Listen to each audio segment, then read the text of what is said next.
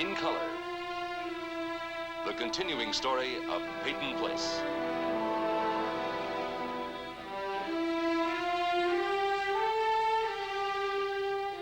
Starring Dorothy Malone as Constance Mackenzie, Ed Nelson as Michael Rossi, Ryan O'Neill as Rodney Harrington, Barbara Parkins as Betty Anderson, Tim O'Connor as Elliot Carson, Christopher Connolly as Norman Harrington, Patricia Morrow as Rita Harrington, James Douglas as Stephen Cord.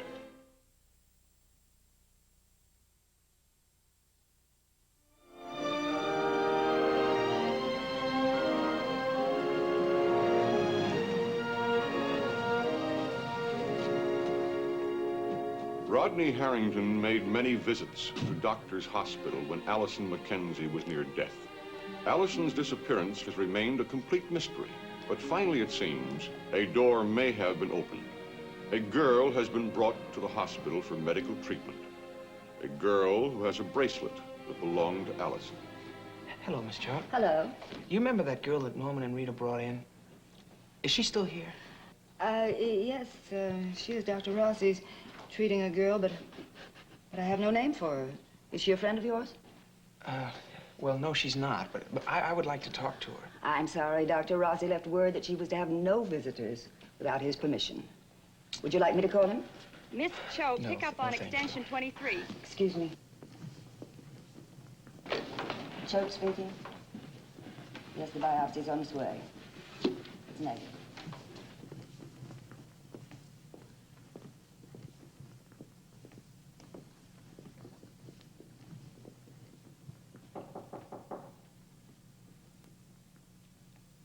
Come in.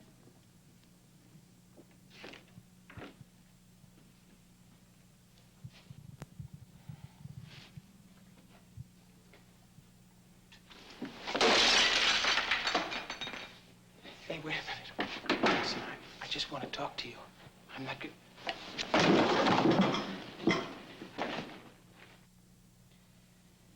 Hey, wait a minute. I just want to talk to you. I'm not gonna hurt you. I'm not gonna hurt you. Now listen to me. You don't have to be afraid of me.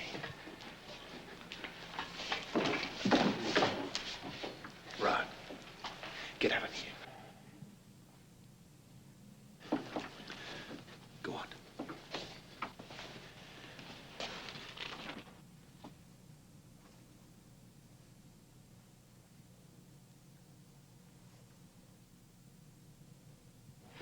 All right, pick these things up and get back in bed.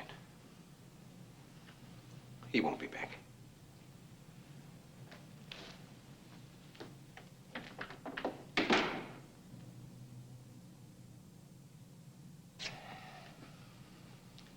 It looks like you're gonna have a knot there.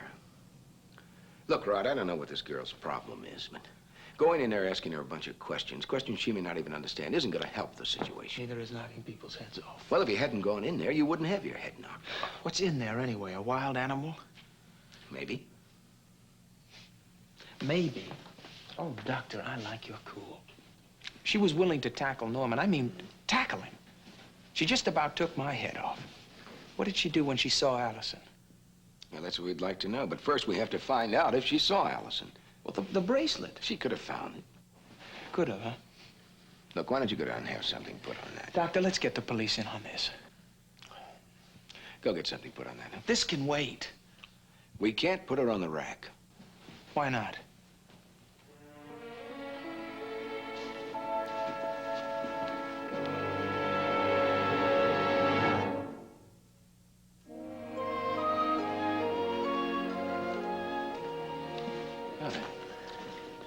Hi, I was just checking Allison's closet.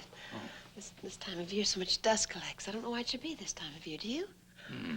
Here, here's some coffee for you. Thanks. Careful now, it's hot. Well, the baby's finally asleep. I know. I was just in there. What were you doing in there anyway, in the closet? Oh, just straightening it out. Well, it's an unused closet. Shouldn't need any straightening.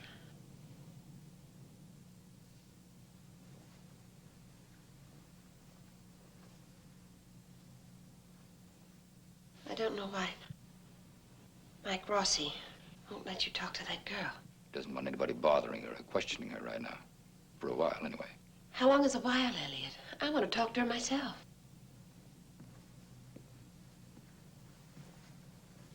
Am I going to have to board up this room?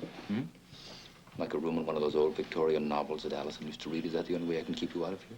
I want to see the girl. Well, maybe a little bit later on when she's better, I can bring her here. I want to go to the hospital now, today. All right, listen. If I put the pressure on Mike to let you see the girl, will you stay out of this room? Come on, I want your promise. It's easy to promise. Your son's crying.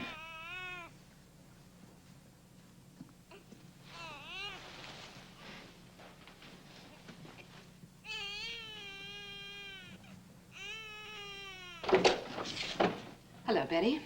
May I come in? Of course. You can't quite say it, can you? This is a pleasant surprise. Well, it is a surprise. But not pleasant. You see, I know that whenever you and Stephen have lunch together, you usually stop by here and pick up the mail for Mrs. Carson. I suppose that sounds as though I've been spying on you. Well, it isn't like that, really. Betty, I want to talk to you. And now that my son's home is closed to me... I'm terribly sorry, Mrs. Cord. No. Stephen has a perfect right to do exactly what he is doing. I sometimes think that it was meant to come to this. Why couldn't you be honest with him? You once said that if the truth came out, Stephen's world would collapse around his ears. Well, it has come out, but nothing's collapsed. Nothing except the little faith that he had left in you. Now, if he has become bitter, it's not because he couldn't stand the truth, but because the people he trusted suppressed and distorted it. Betty, everything that I did was for one reason, to protect Stephen. Even when I told him I thought there was something between you and Rodney, it was because I honestly misjudged you. I misjudged your motives. I truly thought you were the wrong wife for him. I didn't believe you truly loved him. But you do love him, don't you? Just for himself. What do you think? I know you do. And I know that you probably thought that everything I tried to do was purely out of jealousy, but it wasn't like that, I swear. Can you forgive me? I know Stephen can never forgive me. He might in time. Oh, no. We both know what he intends to do. I know what he's going to do to me on that witness stand. I'm ready for it. I almost think that I'm grateful that he still cares enough about me to want to hurt me. But what he doesn't understand is how much he's going to hurt himself. Oh, I'm glad you said that, Mrs. Cord. You are? Yes. For a moment, I was beginning to feel sorry for you. But you came in here to use me again, didn't you? To help Stephen. Again. If I have to go on that witness stand, Betty, it could be the end. You use those words so easily. Not easily. You expect me to go to Stephen and tell him not to put you on the stand.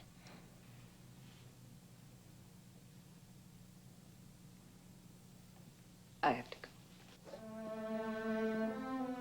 I have some shopping. I wonder how you would have coped with it all. Me? You. I wonder what you would have done. Mrs. Cord. Why don't you tell me everything?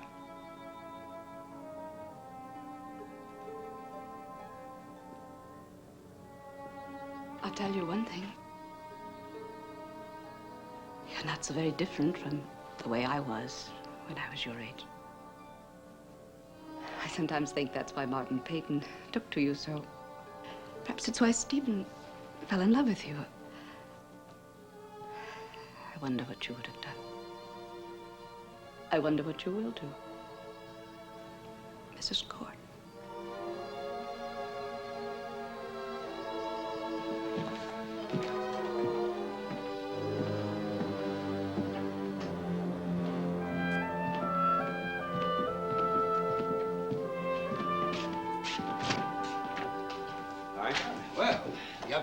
Mr. Carson awaits you, hovering over the hospital like some ghostly spirit. You hardly look obsessed, and I think you have every right to hover, huh? Oh, how about it? May I talk with her? She just woke up. Oh, she must have slept well. I think it did her a world of good. Good, I was counting on that. For what? Well, a little later, when she's ready, well, Connie would like to talk with her, and I think it's a good idea, Mike. There's nothing about Connie that's the least bit aggressive. And once she introduces herself as Allison's mother, wanting only to find out about her daughter... The girl will explode. She'll retreat. Back into that protective armor of hers. I just got the, medical report back from the lab. And? I'm afraid I'm gonna have to let her go. Let her go?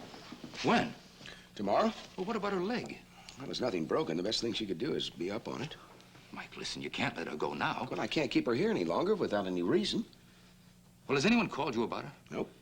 What about the hospital administration? Have they located any relatives at all? Not yet.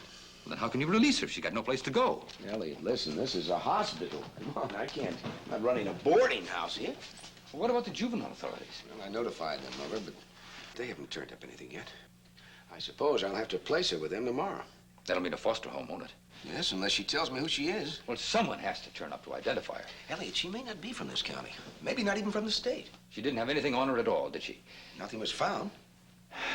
Mike, listen, I can't afford to lose contact with this girl. She's the only link I have to Allison. And I have to find out how she got that bracelet. Elliot, I promise you I will try and do everything I can to find out what she knows about Allison. Isn't there any way at all that you can keep her here for a few more days?